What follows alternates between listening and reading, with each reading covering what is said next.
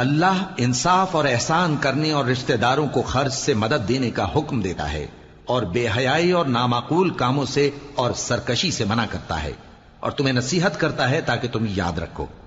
और जब अल्लाह से अहद करो तो उसको पूरा करो, और जब पक्की कस्में खाओ तो उनको मत तोड़ो कि तुम अल्लाह को अपना जामिन मुकर्रर कर चुके हो,